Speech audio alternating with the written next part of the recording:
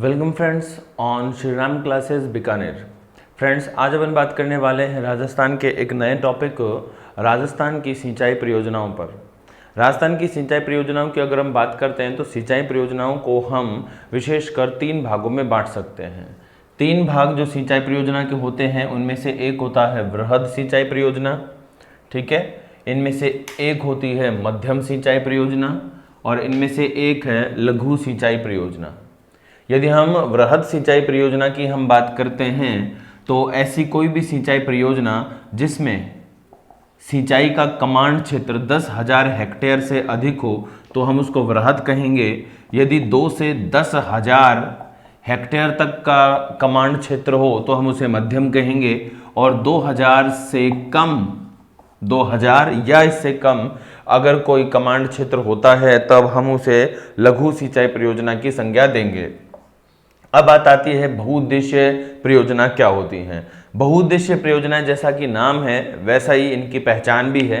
बहुउद्देश्य जो परियोजनाएं हैं 1951 में परिभाषित की गई थी, 1951 में परिभाषित की गई थी और पंचवर्षीय योजना के दौरान ये अस्तित्व में आई, या यूँ कहें कि उनको पंचवर्षीय योजना काल में परिभाषित किया गया था। अब बहुउद्देश्य परियोजनाएं क्या होती हैं, इनका एक से अधिक उद्देश्य होता है। ये इनका उद्देश्य सिंचाई भी होता है, इनका उद्देश्य बाढ़ नियंत्रण भी है, इनका उद्देश्य विद्युत का उत्पादन भी होता है, इनका उद्देश्य पर्यटन भी है, इनका उद्देश्य जैव विविधता संरक्षण भी होता है। तो ऐसी ही हम जो सिंचाई परियोजनाएं हैं जिनमें बहुउद्देश्य परियोजना जिनमें सिंचाई परियोजना इंक्लूड है राजस्थान की, हम उनकी बात करते हैं। राजस्थान में जो बहुउद्देश्य परियोजनाएं हैं वो 4 हैं प्रधान रूप से। इनमें एक हम पढ़ेंगे भाखड़ा नांगल, एक हम पढ़ेंगे व्यास, एक हम पढ़ेंगे चंबल और एक हम पढ़ेंगे माही, ठीक है। तो ये 4 जो बहुउद्देशीय परियोजनाएं हम इनको पढ़ने वाले हैं।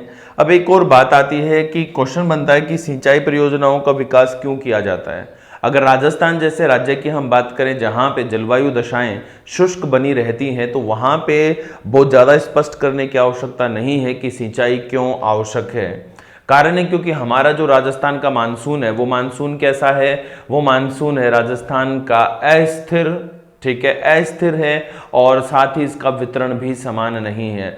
अगर हम राजस्थान में वर्षा के औसत की बात करते हैं तो 57.51 सेंटीमीटर, 57.51 सेंटीमीटर राजस्थान में वर्षा का औसत है। इसके अलावा अगर राजस्थान में पूर्व और पश्चिम में समय के औसत की बात करते हैं तो हमारा जो पश्चिमी राजस्थान है ये वाला, इस पश्चिमी राजस्थान में वर्षा का औसत 310 मिलीमीटर है, यानी कि 31 सेंटीमीटर। और जो अगर हम पूर्वी राजस्थान, पश्चिम में 310 और पूर्वी राजस्थान की बात करते हैं तो 704 वर्षा का औसत होता है, यानी कि करीब 70 सेंटीमीटर राजस्थान में वर्षा का औसत है पूर्व की ओर और करीब 31 सेंटीमीटर वर्षा का औसत है हमारे राजस्थान में पश्चिम की ओर। ये स्थिति रहती है हमारे राजस्थान में वर्षा की। अब अगर हम बात करते हैं सतही जल की तो सतही जल भी हमारे राजस्थान में अधिक नहीं है। अगर हम सतही जल की बात करते हैं तो हमारे राजस्थान में भारत के समस्त सतही जल राशि का केवल 1.16% ही विद्यमान है, 1.16% विद्यमान है केवल।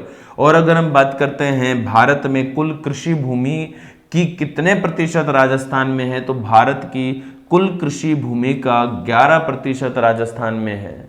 कुल कृषि भूमि का 11% हमारे राजस्थान में है, लेकिन सतही जल का आप देखिए सिर्फ 1.16%। और अगर हम बात करें भारत की संपूर्ण सिंचित भूमि का तो भारत की संपूर्ण सिंचित कृषि भूमि का सिर्फ 9.2% हमारे राजस्थान में है। अतः ऐसी विषमताओं की वजह से ही हमारे राजस्थान में सिंचाई की सुविधाओं को या सिंचाई की परियोजनाओं को डेवलप किया गया है, ये ध्यान रखना है। अब सिंपल क्वेश्चन आता है इस पे कि राजस्थान में सिंचाई का सबसे बड़ा माध्यम क्या है। अगर ऑप्शन हमारे पास इस तरह से दिए हो, नलकूप, कुएं, तालाब, नहर, तो राजस्थान में जो सिंचाई का सबसे बड़ा माध्यम है वो है नलकूप, ठीक है। उसके बाद सेकंड है कुएं, और उसके बाद है नहरें, थर्ड कौन है, नहरें, और लास्ट में कौन है, तालाब एवं अन्य, ठीक है ना, ये ध्यान रखना है। तो ये क्वेश्चन भी पूछा हुआ है कि राजस्थान में सिंचाई का सबसे बड़ा माध्यम कौन है। ये ऑप्शन अलग अलग दिए गए थे, नलकूप, कुएं, तालाब, नहरें, तो हमें आंसर करना है नलकूप, ठीक है, ये ध्यान रखना है। ओके, अब हम बात करेंगे हमारे राजस्थान में जो बहुउद्देशीय परियोजनाएं हैं उनके बारे में। सबसे पहले हम इन दो परियोजनाओं को एक साथ पढ़ने वाले हैं, भाखड़ा नांगल और व्यास परियोजना। कारण है क्योंकि ये एक दूसरे से कोरिलेटेड है, एक दूसरे से कोरिलेटेड है। तो बस हम शुरू कर देते हैं। हमारा आज का जो मूल चैप्टर है राजस्थान की सिंचाई परियोजना, और उन सिंचाई परियोजनाओं में सबसे पहले हम बात करेंगे राजस्थान से संबंधित, या यूँ कहें राजस्थान की साझा वाली बहुउद्देशीय परियोजनाएं। तो सबसे पहले अगर हम बात करें बहुउद्देशीय परियोजना में, तो हम ले लेते हैं भाखड़ा नांगल परियोजना। भाखड़ा नांगल परियोजना, नाम से पता लग रहा है कि ये भाखड़ा नांगल परियोजना जो है, ये जैसा कि हमने पढ़ा है कि हमारे राजस्थान की संयुक्त परियोजना है। तो हम शुरू करते हैं इसी को।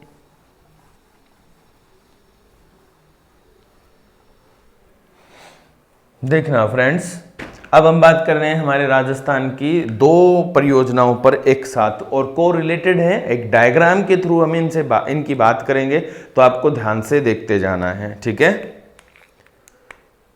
सबसे पहले हम बात करते हैं हमारी भाखड़ा नांगल परियोजना। तो पहले दो नदियां बना दूं मैं,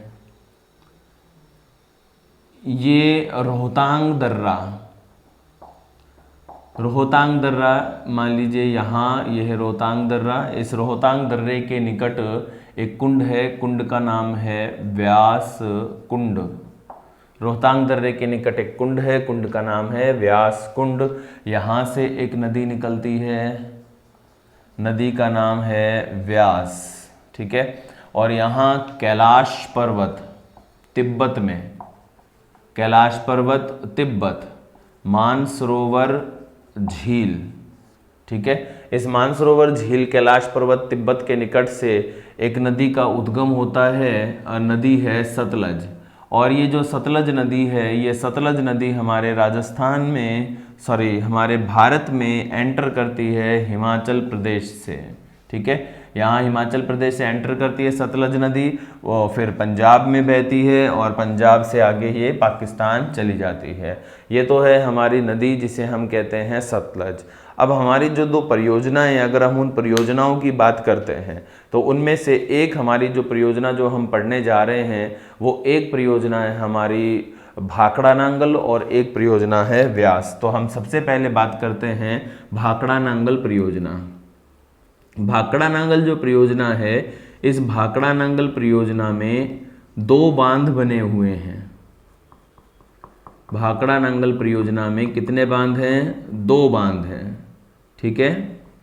अब इनमें से जो दो बांध हैं, इनमें से एक बांध हिमाचल प्रदेश में है, और इस बांध का नाम है भाखड़ा बांध।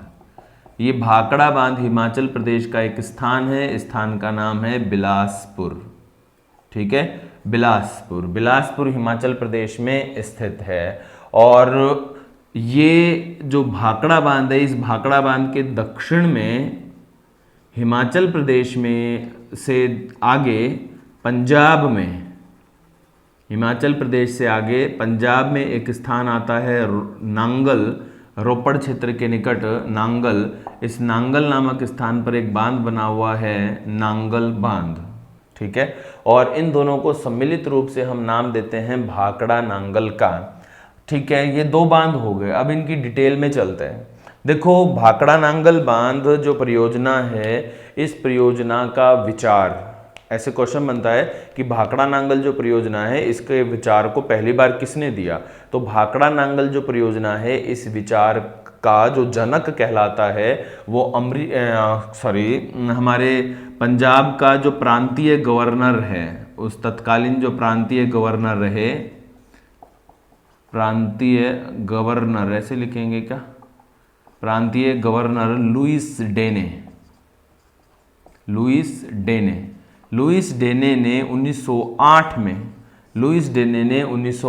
में इस बात का क्या कर दिया था, विचार दे दिया था कि आपको ना एक परियोजना निर्मित की जानी चाहिए और वो परियोजना ऐसी ऐसी कुछ होगी।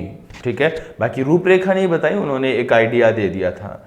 अब जब आइडिया आ गया तब ऐसे में इस बांध परियोजना की रूपरेखा तैयार की गई और हार्वे स्लोकेम नाम के जो अमेरिकी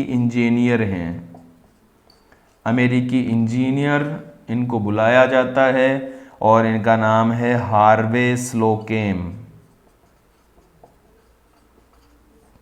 ये अमेरिकी इंजीनियर आते हैं और इनको पूरा प्रारूप समझाया जाता है और हार्वे स्लोकेम को काम दिया जाता है भाखड़ा बांध निर्माण का। लेकिन भाखड़ा बांध का निर्माण जब शुरू हुआ उससे पहले नांगल बांध बनकर तैयार हो गया था। नांगल बांध बना 1952 में। ठीक है, ये ध्यान रखना है। अब भाखड़ा बांध का शिलान्यास किया गया जवाहरलाल नेहरू के द्वारा 17 नवंबर 1955 में इसका शिलान्यास हो गया। ठीक है, ये ध्यान रखना है। अब भाखड़ा बांध हार्वे स्लोकेम ने बनाया, अमेरिकी इंजीनियर थे और 1963 में ये बनकर जब तैयार हुआ तो 1963 में ही जवाहरलाल नेहरू के द्वारा इसे राष्ट्र को समर्पित कर दिया गया। जवाहरलाल नेहरू ने ही इसे 1963 में राष्ट्र को समर्पित कर दिया। ठीक है, ये बात आपको ध्यान में रखनी है। भाखड़ा बांध हो गया, बिलासपुर हिमाचल प्रदेश में हो गया। प्रांतीय गवर्नर लुइस डेने ने विचार दिया, अमेरिकी इंजीनियर हार्वे स्लोकेम ने इसका निर्माण करवाया। ठीक है, अब क्वेश्चन ये बनता है कि ये जो भाखड़ा नांगल परियोजना है, इस भाखड़ा नांगल परियोजना में साझा किस किस का है। तो याद रखिए, इस परियोजना के अंतर्गत, इन दोनों बांधों परियोजना के अंतर्गत राजस्थान प्लस पंजाब प्लस हरियाणा, इन तीनों का साझा है। राजस्थान, पंजाब और हरियाणा, इन तीनों का साझा है।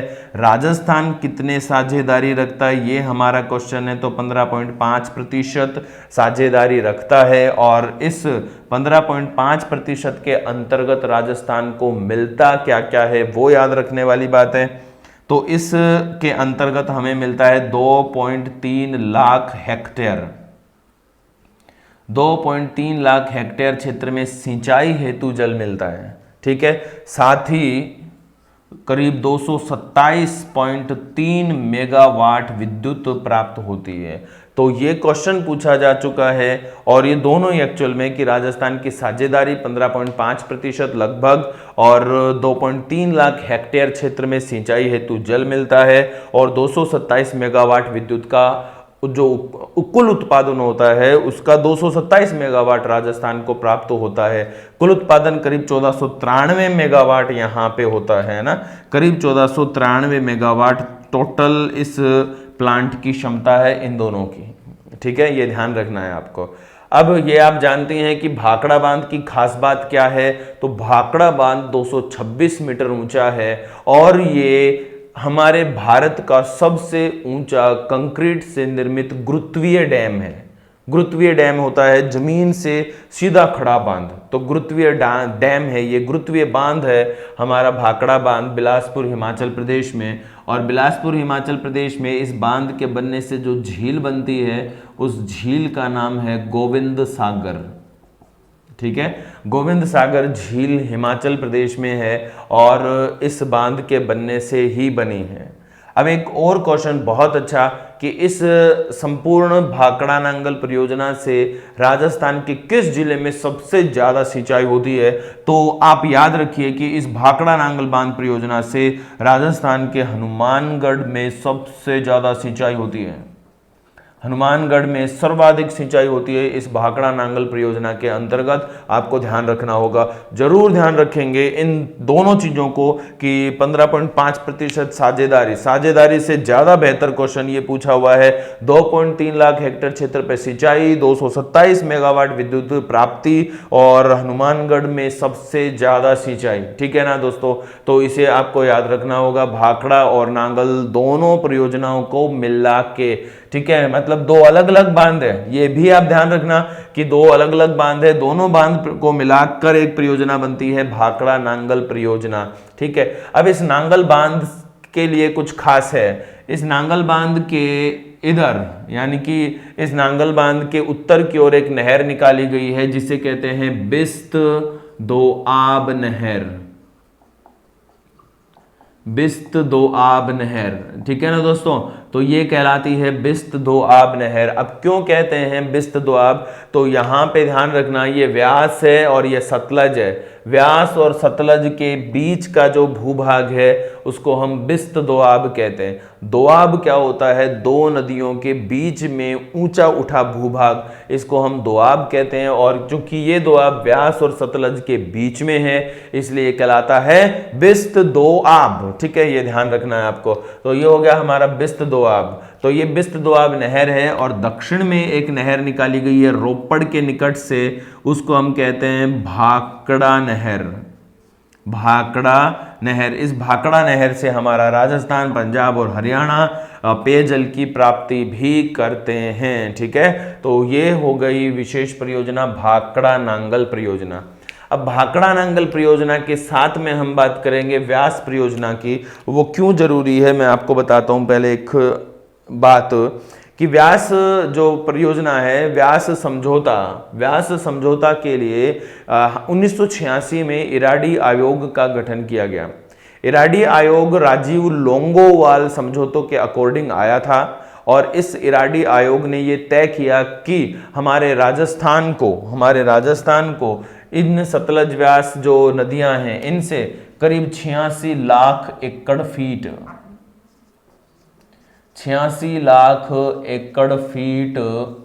जल उपलब्ध करवाया जाएगा। 86 लाख एकड़ फीट जल उपलब्ध करवाया जाएगा। ठीक है, ये ध्यान रखना है आपको। तो ये 86 लाख एकड़ फीट जल उपलब्ध करवाया जाएगा हमें, और जो कमीशन है वो है इराडी आयोग, और जो नदी है इस व्यास परियोजना के अंतर्गत वो नदी आप जानते ही हैं, व्यास। अब व्यास जो परियोजना है ये भी सेम राजस्थान, पंजाब और हरियाणा की एक संयुक्त परियोजना है। अब राजस्थान की क्या भागीदारी है, तो हम डैम बनाएंगे और भागीदारी को जानेंगे। इस व्यास परियोजना के अंतर्गत दोस्तों दो बांध बने हुए हैं। इनमें से एक बांध है पंडोह बांध, और पंडो बांध के दक्षिण में एक बांध है। दोनों ही बांध हिमाचल प्रदेश में हैं। पंडो बांध के दक्षिण में एक बांध है और वो है पोंग बांध। पोंग और पंडो बांध। जो पोंग बांध है, इस पोंग बांध पर विद्युत का उत्पादन होता है करीब 390 मेगावाट, और यहां से राजस्थान को मिलता है 59%। और जो पंडो बांध है व्यास नदी पर पंडो बांध, इस पंडो बांध पर करीब 990 मेगावाट विद्युत उत्पादन क्षमता का संयंत्र है, और यहां से राजस्थान को मिलता है 20%। ये ध्यान रखना है आपको कि 20% पंडो बांध से मिलता है, और जो पोंग बांध है इससे हमें 59% यानी 59% मिलता है। अब आप ये सोच रहे होंगे कि भाई क्या कोरिलेशन है, नहीं सोच रहे हैं तो देखो, सोच के देखो इन दोनों के मध्य क्या कोरिलेशन है, हम अभी पता लगाएंगे। क्या कोरिलेशन है पंडो और पोंग? क्या होता है कि सतलज नदी ग्लेशियर से निकलती है, और जब शीत ऋतु का आगमन होता है तो ग्लेशियर्स जम जाते हैं और जल की आपूर्ति कम हो जाती है और विद्युत उत्पादन प्रभावित होता है। ऐसे में इस बांध से इस बांध तक एक नहर बनाई गई है। इस नहर को हम सतलज व्यास लिंक कहते हैं। ये नहर क्या कहलाती है? ये नहर कहलाती है सतलज व्यास लिंक। ठीक है, तो एक क्वेश्चन बन जाएगा। क्या मैं पूछ लेता हूं, आंसर आपके सामने है कि भाखड़ा बांध को शीतकाल में जल की आपूर्ति कहां से होती है? आंसर देना है हमें पंडो बांध से। ठीक है, इसके अलावा फिर एक क्वेश्चन बनता है कि यहाँ पे जहाँ पे सतलज और व्यास का संगम होता है वो जगह कौन है? तो सतलज और व्यास का संगम होने वाली जगह है हरिके। हरिके है पंजाब में, यहाँ से एक नहर निकाली गई है, इंदिरा गांधी नहर, IGNP। अब IGNP को शीतकाल में जल की आपूर्ति करता है पोंग बांध, ठीक है ना, ये ध्यान रखना। जब यहाँ पे जल की आपूर्ति कम होती है तो यहाँ पे गेट खोल दिया जाता है, बांध हरिके बैराज को जल मिलता है, और हरिके बैराज को जल मिलेगा तो किसको मिलेगा, IGNP को। ये ध्यान रखना, बहुत ही शानदार क्वेश्चन है जो हमने बात की है कि पंडो बांध को कहाँ से जल, और पोंग बांध अपना जो भाखड़ा बांध है इसको कहाँ से जल मिलता है, और जो IGNP है इसको कहाँ से जल मिलता है शीत ऋतु में। ठीक है दोस्तों, तो ये तो है हमारी दो सिंचाई परियोजनाएं। कौन सी, बहुउद्देशीय परियोजनाएं। एक तो हमने बात करी है भाखड़ा नांगल परियोजना पे, और एक हमने बात करी है व्यास परियोजना पे। अब हमारी दो बहुउद्देशीय परियोजनाएं रहती हैं, उनमें से एक तो छोटी है जिसको हम कहते हैं माही बजाज सागर परियोजना, और एक थोड़ी बड़ी है और वो कहलाती है चंबल नदी घाटी परियोजना। तो सबसे पहले हम छोटी परियोजना से शुरू करते हैं, माही बजाज सागर परियोजना। अच्छे से आप याद रखेंगे इन सभी को, ये जो भी क्वेश्चन हमने बात की है, जो भी हमने लिखा है, ये सभी के सभी क्वेश्चन मोस्ट इंपॉर्टेंट है और एग्जाम में आए हुए हैं, ध्यान रखना है। ठीक है, मैं आपको साथ साथ में यहाँ पे बताए दे जा रहा हूँ कि कौन सा क्वेश्चन है विशेषकर आया हुआ है, ये आपको ध्यान में रखना है। ओके, अब हम देखो बात करेंगे, हमारी एक बहुउद्देशीय परियोजना है माही बजाज सागर परियोजना पे। ध्यान से आपको देखना है। सबसे पहले हम हमारा राजस्थान बना लेते हैं। ये मान लीजिए हमारे राजस्थान के दो जिले हो गए, ये हो गया बांसवाड़ा, ये हो गया डूंगरपुर, यहाँ पे प्रतापगढ़।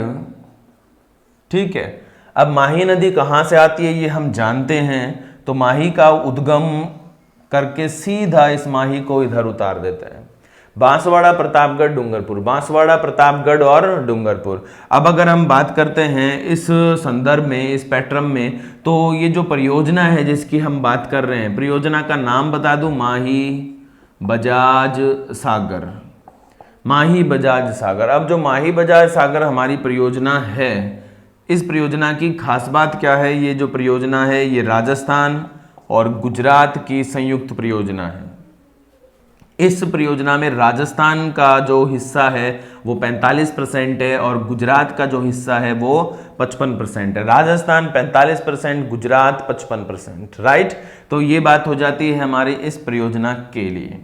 आगे हम बात करते हैं, तो हमारी ये जो परियोजना है, इस परियोजना में दो बांध बने हैं। एक बांध बना है बांसवाड़ा के बोरखेड़ा नामक स्थान पर, यहाँ बोरखेड़ा, और यहाँ जो बांध बना है इस बांध का नाम माही बजाज सागर।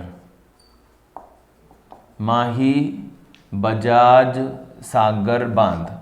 माही बजाज सागर बांध बोरखेड़ा बांसवाड़ा में है, और इस परियोजना में दूसरा जो मुख्य बांध है वो है गुजरात के महिसागर जिले में, माहीसागर जिले में, और जो बांध है उस बांध का नाम है कडाना बांध। कडाना बांध, क्या नाम है, कडाना बांध। ठीक है, ये ध्यान रखना है। तो अब इस एक चीज और बता देता हूं कि माही बजाज सागर बांध के दक्षिण में एक और बांध है। दक्षिण का मतलब इस नदी के बहाव के आधार पर दक्षिण में, वैसे ऐसे बोलते हैं कि माही बजाज सागर बांध के नीचे। ठीक है, तो नीचे का मतलब है दक्षिण में, और किस आधार पे दक्षिण में, नदी के बहाव के आधार पर दक्षिण में। तो यहां पर एक बांध है कागदी पिकअप बांध, कागदी पिकअप बांध। ठीक है दोस्तों, अब यहां पे हमें लाभ क्या है, तो आप याद रखना दो मोस्ट इंपॉर्टेंट, ये पुराने क्वेश्चन हो गए कि माही बजाज सागर बांध कहाँ है, बोरखेड़ा बांसवाड़ा में। दूसरा ये भी पुराना क्वेश्चन है कि भाई कडाना बांध कहाँ है, माही सागर में। कागदी पिकअप बांध कहाँ है, बांसवाड़ा में। क्वेश्चन है शानदार दो सिंचाई परियोजना के संदर्भ में, और आपके RS लेवल पर पहला क्वेश्चन है कि इस परियोजना से राजस्थान के कितने क्षेत्र पर सिंचाई हेतु जल मिलता है, तो करीब 84,707 हेक्टेयर क्षेत्र पर सिंचाई हेतु जल की प्राप्ति होती है। ठीक है, दूसरी बात मोस्ट इंपॉर्टेंट, अभी अधीनस्थ सेवा चयन बोर्ड ने इसे लैब असिस्टेंट के एग्जाम में पूछा था। शानदार क्वेश्चन। क्वेश्चन क्या था सुनना जरा। क्वेश्चन ये था कि राजस्थान की साझा वाली एकमात्र ऐसी कौन सी परियोजना है जिसमें, ध्यान से सुनना, जिसमें समस्त विद्युत उत्पादन का 100% राजस्थान का है, तो वो यही है। ठीक है। अब कुल क्षमता है 140 मेगावाट और संपूर्ण राजस्थान की, संपूर्ण राजस्थान की ये मोस्ट चीज है भाई, इसको आप अच्छे से याद रखना दोस्तों, ये काफी अच्छा क्वेश्चन है। एक और क्वेश्चन, एक क्वेश्चन ये जो वो भी आया हुआ है, क्वेश्चन आपके आरएस में ही आया हुआ है। ठीक है। क्वेश्चन ये है कि निम्नलिखित में से कौन सी परियोजना जो राजस्थान के जनजातीय क्षेत्रों में सिंचाई व पेयजल की सुविधाएं उपलब्ध करवाती है, तो ये वही है, ये वही है माही बजाज सागर परियोजना। ये बांसवाड़ा की जनजातीय तहसील व डूंगरपुर की आसपुर सागवाड़ा सिमलवाड़ा, आसपुर सागवाड़ा सिमलवाड़ा, आसपुर सागवाड़ा सिमलवाड़ा, ये वे परियोजनाएं हैं, आसपुर सागवाड़ा सिमलवाड़ा जो ये वे स्थान हैं, आसपुर सागवाड़ा सिमलवाड़ा डूंगरपुर में हैं। ये सभी जनजातीय तहसीलें हैं, जनजातीय क्षेत्र हैं, उनको माही बजाज सागर परियोजना के अंतर्गत जल की आपूर्ति की जाती है। ठीक है ना, ये ध्यान रखना। मोस्ट इंपॉर्टेंट चीजें हमने इस पर जानी। और सिंपल एक क्वेश्चन बता देता हूँ, ये बहुत लो लेवल में, मतलब राजस्थान पुलिस वगैरह में आया हुआ है कि माही बजाज सागर परियोजना का नाम कैसे पड़ा, तो हमारे क्रांतिकारी जमुना लाल बजाज के नाम पर इस परियोजना का नाम पड़ा।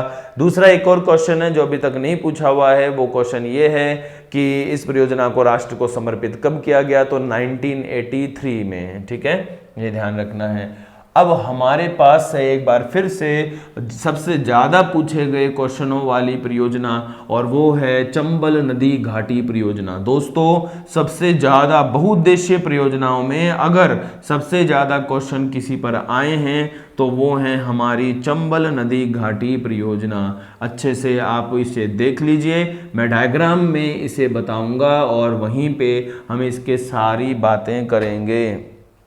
ठीक है, तो हम सबसे पहले बनाते हैं हमारे राजस्थान का दक्षिण पूर्व जोन।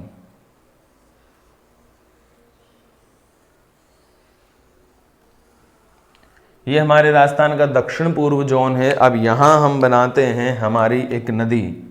नदी आप जानती हैं कौन सी है, चंबल नदी घाटी परियोजना है। तो नदी कौन सी होगी, चंबल ही तो होगी ना। ठीक है, तो ये हमारी नदी हो गई, ये है चंबल नदी। ठीक है, और चंबल नदी की खास बात ये कि राजस्थान की सबसे लंबी नदी है, ये भी हमने जान लिया था। ठीक है, चंबल हमारे पास है। अब जब चंबल परियोजना की बात आती है तो मैं आपको एक बात बता देता हूँ कि 1953-54 में चंबल नदी पर परियोजना के संदर्भ में राजस्थान और मध्य प्रदेश के मध्य एक समझौता हुआ। ठीक है, और इस समझौते के अंतर्गत किस किस का हो गया, राजस्थान और यहाँ मध्य प्रदेश, राजस्थान और मध्य प्रदेश के मध्य समझौता हुआ। समझौते में जो अनुपात रखा गया वो 50-50% रखा गया, यानी कि कुल क्षमता का 50% राजस्थान उपभोग करेगा और 50% मध्य प्रदेश उपभोग करेगा। अब इस परियोजना में बनने वाले जो बांध हैं उनकी हम बात करेंगे। तो ये जो बांध बने हैं 3 चरणों में मिलकर बने हैं, है ना। ये जो बांध बने हैं 3 चरणों में मिलकर बने हैं। प्रथम चरण की बात करते हैं तो प्रथम चरण 1959 में शुरू हुआ था और 1960 में पूर्ण भी हो गया था। ठीक है, परियोजना के अंतर्गत 1959 में शुरू हुआ, 1960 में पूर्ण भी हो गया। परियोजना में 2 बांध बने हैं। एक बांध बना है गांधी सागर, ठीक है, और एक बांध बना कोटा बैराज। कोटा बैराज। दो बांध गांधी सागर और कोटा बैराज। गांधी सागर बांध बना था 1959 में और कोटा बैराज बना 1960 में। गांधी सागर बांध है मध्य प्रदेश का मंदसौर जो जिला है ना वहां पे, और कोटा बैराज कहाँ है, कोटा में। ठीक है, अब पहले चरण को हम हमारे मैप में कंप्लीट कर देते हैं। तो ये नदी है हमारी चंबल दोस्तों। इसमें जो पहला बांध बना पहले चरण में वो गांधी सागर है। तो ये गांधी सागर बना मध्य प्रदेश के मंदसौर में, गांधी सागर। अब गांधी सागर बांध की जो विद्युत उत्पादन क्षमता है, टोटल विद्युत उत्पादन क्षमता वो है 23 मेगावाट की। 23 मेगावाट की यहाँ पे 5 विद्युत इकाइयाँ हैं। 23 मेगावाट की यहाँ कितनी इकाइयाँ हैं, 23 मेगावाट की यहाँ पे 5 विद्युत इकाइयाँ हैं। तो टोटल क्षमता आप बता सकते हैं कितनी हो गई है, टोटल क्षमता 115 मेगावाट। टोटल क्षमता 115 मेगावाट। ठीक है, ये ध्यान रखना है। तो आगे हम चलें तो गांधी सागर बांध हो गया, ये 1959 में कंप्लीट हुआ। ये पता है क्या, ये चंबल नदी पर निर्मित सबसे बड़ा बांध है। चंबल नदी पर निर्मित सबसे बड़ा बांध है गांधी सागर बांध। ये पहले चरण का पहला बांध। दूसरे बांध की बात करते हैं तो दूसरा बांध बना है कोटा बैराज। कोटा बैराज कोटा में। कोटा बैराज कोटा 1960 में ये पूर्ण हुआ। अब एक खास बात बताता हूं दोस्तों, ये कोटा बैराज चंबल परियोजना में निर्मित एकमात्र ऐसा बांध है जिसका निर्माण केवल सिंचाई उद्देश्यों के लिए ही किया गया है। ध्यान से सुनना, चंबल परियोजना में निर्मित एकमात्र ऐसा बांध जिसका निर्माण केवल और केवल सिंचाई के लिए ही किया गया है, कोटा बैराज 1960 कोटा। अब इस कोटा बैराज से सिंचाई के लिए 2 नहर निकाली गई हैं। इधर ये तो दाई नहर और ये बाई नहर। इधर तो बाई नहर निकाली गई है और इधर दाई नहर निकाली गई है। अब ये जो दाई नहर है इस पे 8 लिफ्ट नहरों का निर्माण हुआ है। दाई नहर जिसको आगे तक बढ़ाया गया है, मध्य प्रदेश तक पहुंचती है ये। इस दाई नहर पर 8 लिफ्ट नहर निर्मित की गई हैं और इस 8 लिफ्ट नहरों में 2 तो हैं कोटा के लिए। कोटा के लिए 2, एक तो जालीपुरा, एक दिगोद। जालीपुरा और दिगोद, ठीक है, ये ध्यान रखना है। इसके अलावा 6 हैं वो 12 के लिए, 12, ठीक है। इनमें से है अपनी अंता माइनर। माइनर का अर्थ होता है छोटी। अंता माइनर, गणेशगंज,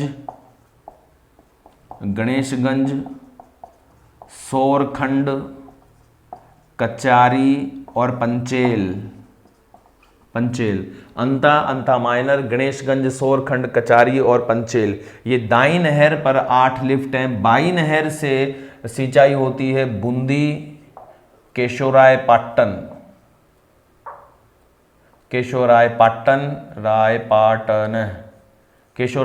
बूंदी में होती है, केशोरायपाटन में होती है। इसके अलावा बूंदी का ही क्षेत्र है इंद्रगढ़, यहाँ पर होती है। एक क्वेश्चन बनता है, बहुत ही शानदार क्वेश्चन बनता है कि चंबल नदी घाटी परियोजना, ध्यान से सुनना, चंबल नदी घाटी परियोजना के अंतर्गत सर्वाधिक सिंचाई किस जिले में होती है? तो आपको आंसर देना है बूंदी जिले में सबसे ज्यादा सिंचाई होती है।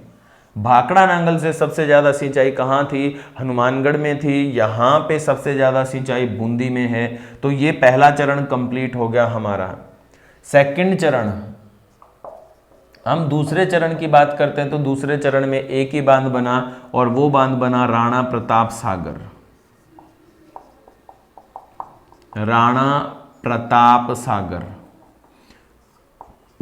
1970 में पूर्ण हुआ और इस बांध पर 43 मेगावाट की 4 इकाइयां हैं। टोटल विद्युत उत्पादन क्षमता 172 मेगावाट। अब एक खास बात बताऊं आपको कि जब हमने ये मंदसौर वाला अब हमने जब ये पढ़ा था बांध, तो इसकी खास बात थी कि गांधी सागर बांध चंबल नदी पर निर्मित सबसे बड़ा बांध है, लेकिन राणा प्रताप सागर बांध चंबल नदी पर निर्मित समस्त बांधों में सबसे ज़्यादा विद्युत उत्पादन क्षमता 172 मेगावाट, 115 मेगावाट, 172, 115। दूसरी एक और बात, राणा प्रताप सागर चंबल में निर्मित सबसे बड़ा बांध है राजस्थान का। ठीक है ना, राजस्थान का ओवरऑल भी पूछे ना कि राजस्थान का सबसे बड़ा बांध बताएं, तो आपको आंसर देना है राणा प्रताप सागर की। राजस्थान बड़े का मतलब जल भराव क्षमता, कोई सबसे ज्यादा जल भराव क्षमता वाला बांध अगर कोई राजस्थान का है तो वो कौन सा है, राणा प्रताप सागर है। ठीक है, ये ध्यान रखना है।